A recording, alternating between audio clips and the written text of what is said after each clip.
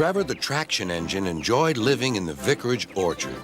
Edward came to see him every day, but sometimes Trevor didn't have enough work to do. I do like to keep busy all the time, he sighed one day. and I do like company, especially children's company. Cheer up, smiled Edward. Sir Topham Hatt has work for you at his new harbor. I'm to take you to meet Thomas today. Oh, exclaimed Trevor happily. A harbor, the seaside, children, that will be lovely.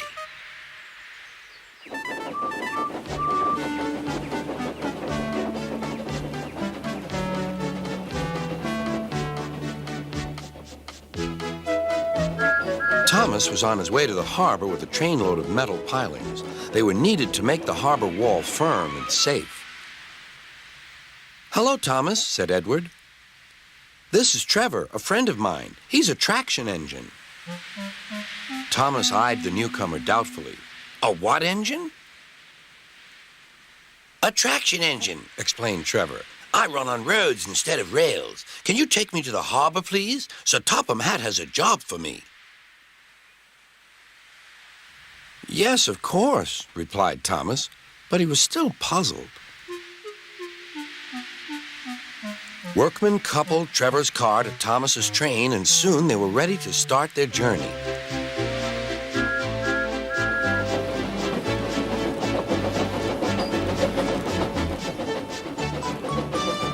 I'm glad Sir Topham Hatt needs me, called Trevor.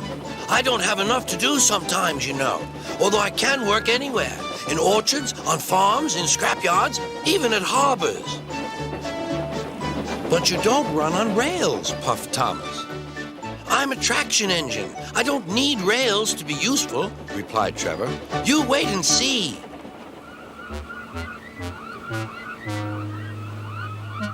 When they reached the harbor, they found everything in confusion. Cars had been derailed, blocking the line, and stone slabs lay everywhere. We must get these pilings past, said Thomas's driver. They are essential.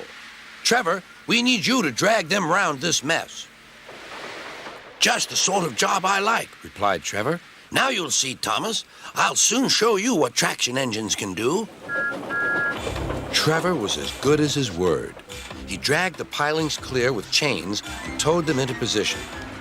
Who needs rails? He muttered cheerfully to himself.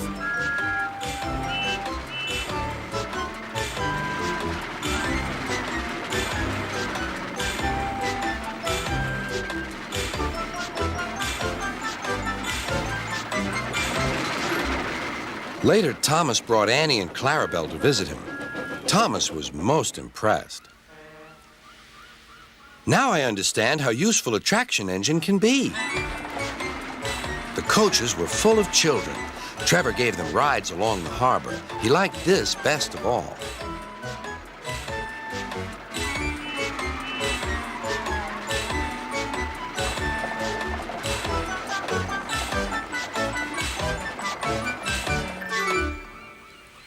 He's very kind, said Annie. He reminds me of Thomas, added Clarabelle. Everyone was sorry when it was time for Trevor to go.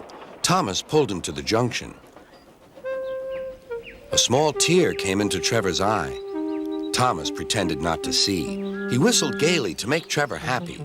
I'll come and see you if I can, he promised.